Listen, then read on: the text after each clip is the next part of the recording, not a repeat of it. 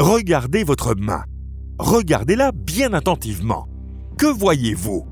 Regardez aussi le canapé sur lequel vous êtes assis, ainsi que la lune et les étoiles que vous voyez par la fenêtre.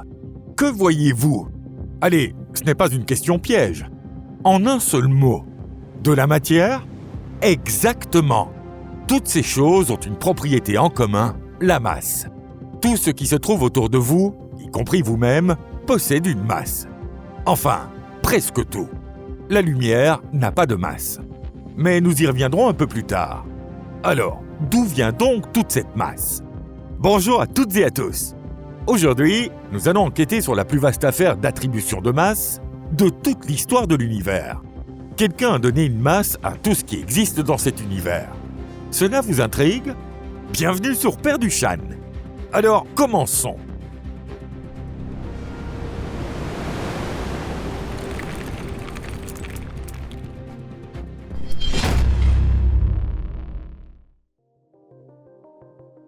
La particule de Dieu sur le banc des accusés. Pendant des siècles, l'humanité n'avait pas la moindre idée de l'identité de celui qui avait pu commettre un tel acte. À vrai dire, personne ne se posait même la question. La masse était simplement là, voilà tout. Puis, un jour, un suspect est apparu. Son nom était le boson de Higgs. Été 2012, en Suisse. Un gigantesque collisionneur de particules l'a pris sur le fait. Le suspect a été conduit en salle d'interrogatoire, où l'on a relevé ses empreintes, analysé son ADN et même mesuré sa masse. 125 GeV, soit 125 gigaélectronvolts. Au terme de 8 heures d'interrogatoire, Higgs a avoué avoir produit sans autorisation d'énormes quantités de masse. Et c'est alors que toute l'affaire s'est emballée. Les gros titres ont déferlé dans les médias du monde entier. On lui a même attribué le surnom de particule de Dieu. L'année suivante, les chercheurs associés à cette découverte ont reçu le prix Nobel. L'affaire était résolue. C'était donc lui qui donnait une masse à tout ce qui existe. Une belle histoire, n'est-ce pas? Spectaculaire et parfaitement convaincante. Seulement voilà, elle est presque entièrement fausse. Commençons par écouter la version du suspect lui-même. Comment s'y prend-il exactement pour donner une masse aux particules? Imaginez que l'univers tout entier soit rempli d'un champ invisible. Il est présent dans cette pièce, entre les étoiles, et il traverse votre corps à cet instant même. C'est ce que l'on appelle le champ de Higgs. En temps normal, ce champ ne manifeste pratiquement jamais sa présence, et les particules le traversent sans même le remarquer. Cependant, certaines particules interagissent avec lui. Pour ainsi dire, elles s'y accrochent. Plus elles s'y accrochent fortement, plus il devient difficile de les déplacer, de les accélérer ou de les arrêter. Or, cette résistance à l'accélération ou à l'arrêt est précisément ce que l'on appelle la masse. L'électron ne s'y accroche que très légèrement, tandis que les particules lourdes s'y retrouvent solidement empêtrées. La lumière, en revanche, c'est-à-dire les photons, traverse ce champ sans le toucher le moins du monde. Voilà pourquoi les photons n'ont aucune masse et se déplacent littéralement à la vitesse de la lumière. Voici donc son mode opératoire. C'est ainsi que Higgs distribue la masse. Nous avons obtenu ses aveux. L'affaire semble donc réglée. On aurait presque envie de s'écrier, comme dans cette célèbre réplique « Élémentaire, mon cher Watson ». Oui, c'est effectivement élémentaire. Du moins, si l'on entend par là que Higgs ne donne une masse qu'aux particules élémentaires. Retenez bien ce détail. Car, dans à peine 2 minutes, ce fait suffira à faire s'effondrer toute l'accusation. Vérification de l'alibi.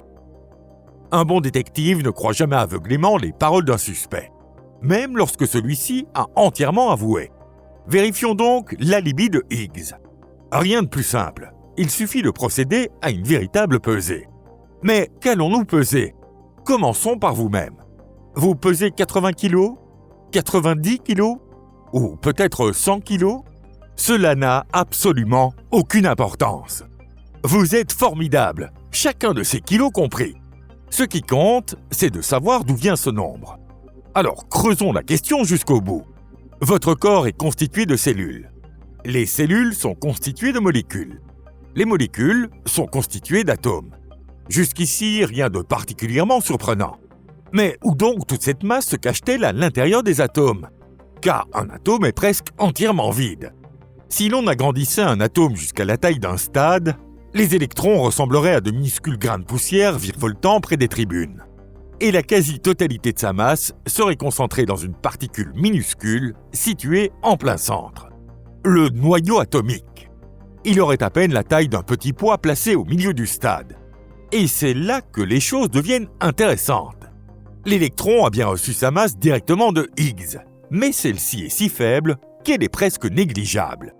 Imaginez que votre portefeuille contienne un billet de 100 $. La contribution des électrons ne représenterait qu'environ 3 centimes. Une somme si insignifiante que vous hésiteriez presque à vous baisser pour la ramasser si vous la faisiez tomber dans la rue. Même si, bien sûr, vous la ramasseriez. Autrement dit, votre masse, chacun de vos magnifiques kilos, provient du noyau atomique. Or, le noyau est constitué de protons et de neutrons étroitement entassés. Pour découvrir la véritable origine de votre masse, nous devons donc poser une dernière question, la plus importante de toutes. De quoi la masse d'un proton est-elle réellement constituée? Mesdames et messieurs, c'est ici que l'accusation commence à s'effondrer avec fracas. L'identité du véritable coupable. Parlons donc du proton. 3 petites particules appelées quarks se cachent à l'intérieur. Comme il s'agit de particules élémentaires, elles reçoivent leur masse du champ de Higgs. Pour connaître la masse du proton, il devrait donc suffire d'additionner la masse de ces 3 quarks. Cela semble parfaitement logique, n'est-ce pas? Et ça l'est. Faisons donc le calcul. Et nous obtenons seulement 1/100 de la véritable masse du proton. À peine 1%. Même réunis, les 3 quarks ne représentent qu'environ 1/100 de la masse totale du proton.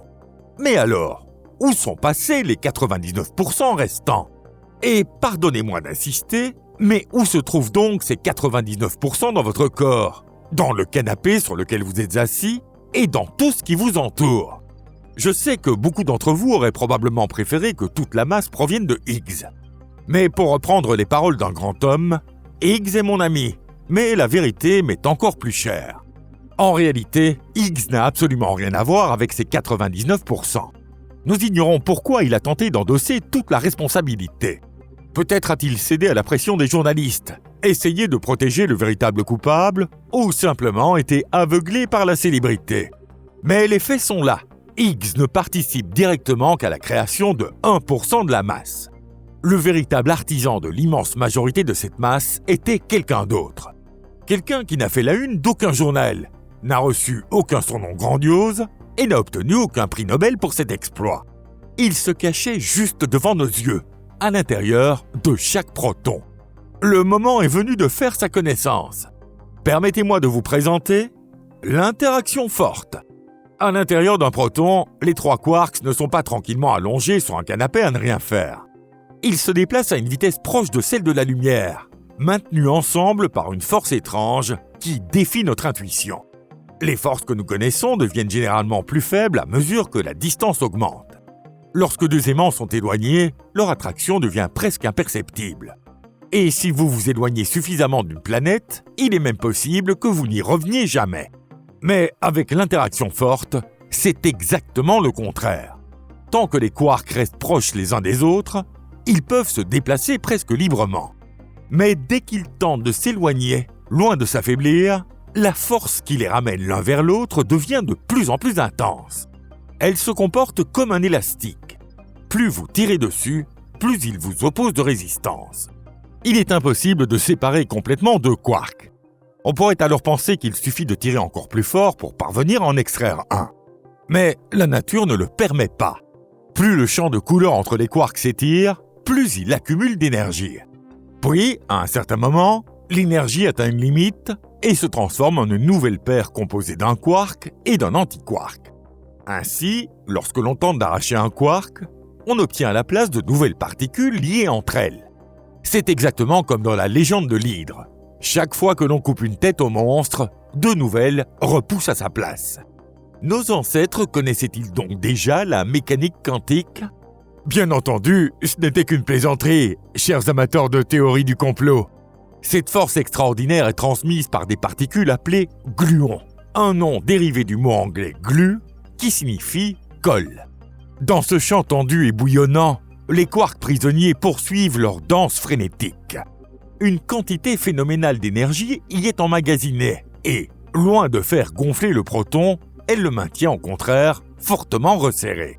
Imaginez que tout ce drame spectaculaire se déroule dans un espace minuscule, mesurant 1/1000 de milliardième de mètre. Souvenez-vous maintenant qu'Einstein, les cheveux en bataille et la langue tirée, ainsi que de sa formule, la plus célèbre de toute la physique, E égale mc exposant 2, que l'on prononce E égale mc carré.